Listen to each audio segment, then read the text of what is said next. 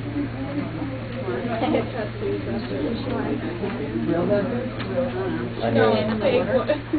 get on your forehead. Yes, I'm making on my forehead. Yeah, add a third eye. Good. Where are you going to put it? Going which way? I know, but going which way? Is this the end or is that the end? That's the end over there. All right.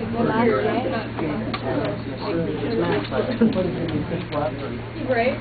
Exactly. You can barely see my access. I'm trying to progressive.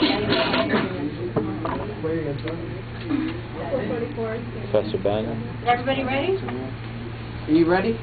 I'll wait for everybody else to get in.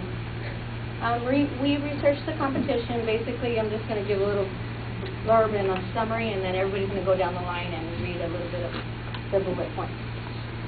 Competition in the retail industry appears tenuous in the fact that each store attracts a certain demographic based upon specific circumstances or factors such as brand, price, location, and ad appropriateness.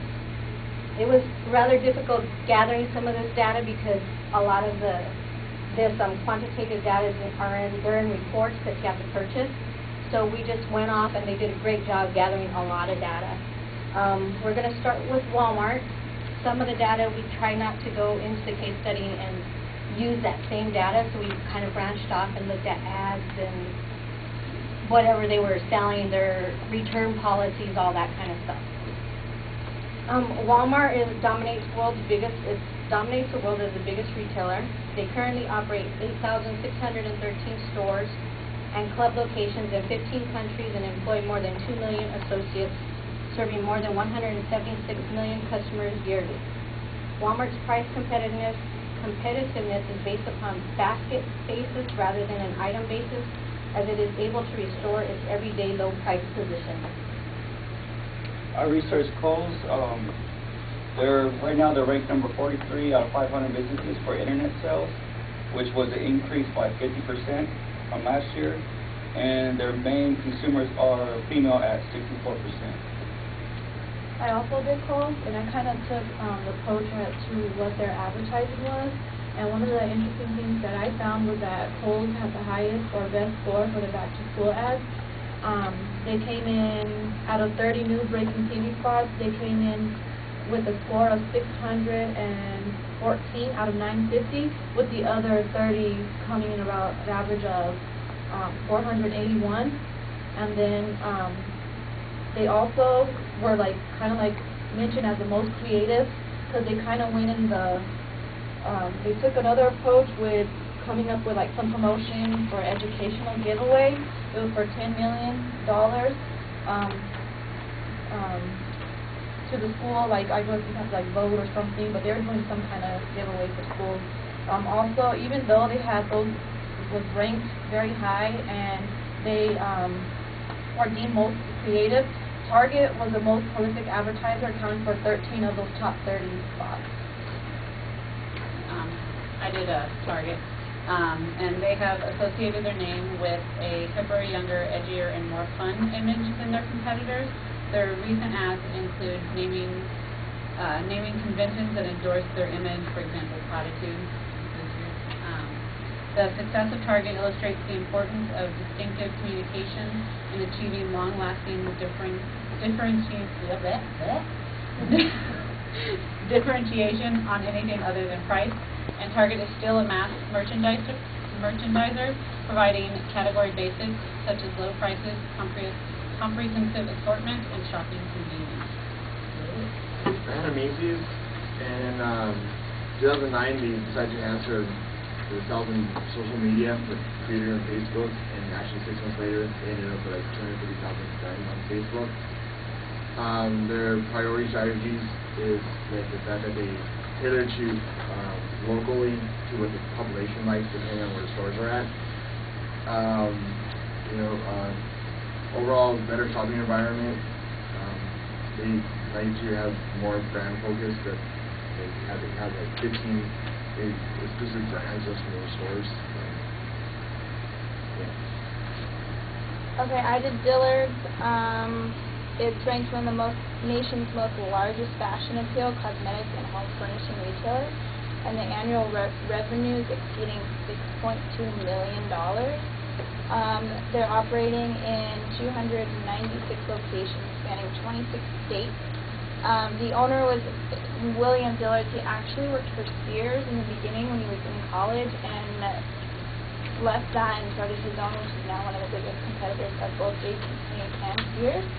I was going to research Sears, but they were focused more on tools and things for men compared to women, so we just kind of scratched that out. So. I researched Marshalls and Ross. I didn't get a lot of information on Marshalls, but I did find that it is owned by the TJ Maxx company and has over 750 stores in the 42 states and wants to expand to Canada by 2011. With Ross, their mission is just to target customers by certain key strategies to maintain popular brands, labels, and fashion discounts and meet the customer needs. And they want to get delivered in-store shopping. And they mostly advertise by television just because 85% of people watch TV, and that should probably capture their attention that they have designer brands at a 20 to 60% cost. I did, sorry.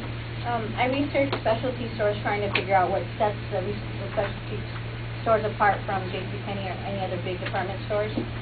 So the specialty stores can include anything such as Claire's Boutique, IKEA, Victoria's Secret, anything or any place where a woman is going to shop for either their cosmetics, their jewelry, their furniture, whatever the case may be. What I found was a smaller space and portability of specialty items. Store owners are able to cut overhead costs and increase a more specific amount of inventory targeted to the customers for the demographic trend and still maintain low merchandise costs to the consumer. Specialty stores are not limited to a specific location and go where the consumer is, providing a more personal consumer retail experience, like you see the kiosk in the middle of the store and whatnot. It was real difficult gathering qualitative or quantitative data for them because a lot of them are small entrepreneurships. So it's really hard to gather that. I found a site that we could, but we'd have to pay $1,200 to get the specific demographic breakdown, how much they buy in which area. I also researched Victoria's Secret. Huh? Oh yeah, no thank you. I researched Victoria's Secret and IKEA as well. Victoria's Secret is the leading specialty retailer of lingerie and beauty products, dominating the global market with modern fashion-inspired collections. Everybody knows they use their celebrated supermodels to do the world-renowned runway, and they also believe in that you can shop anytime, any place, because they have the internet, the catalog, and then they're in stores, and they're limited brands, so they only sell Victoria's Secret, obviously. IKEA currently has 280 stores in 26 countries, including 15 stores in the United States and 7 in Canada. Their largest sales are in Europe and Asia. In the United States, it's kind of increased a little bit, but it's starting to decline. And then the last one, which, because someone mentioned earlier that men are doing more shopping than women, we also have to consider that women may do shopping for men in other stores. So the best relative performance in specialty store industry, according to a report that was posted September 2009, the top 5 stores based upon their relative performance and based upon their trading activity were Cabela's, the honey and sporting goods stores, Signet Jewelers, Ulta Salon Cosmetics and Fragrance, Barnes & Noble, and Dick's Sporting Goods. Thanks. I did Burlington Coat Factory.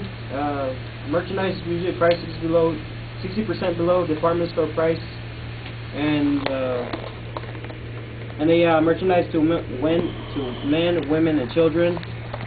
They also have I like the threads, and I like them. Well, I don't like them, but I think the thing that stands out for me is the fact that it's really spaced out. Nothing's really cluttered together, so everything kind of just stands out on its own. You don't have to worry about looking for stuff for small print. And the other thing was, sorry.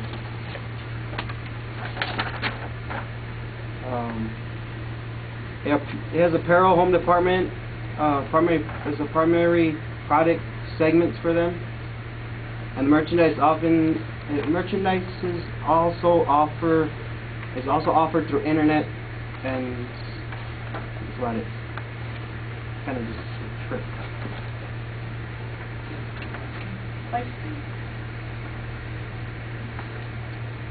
Thank you very much.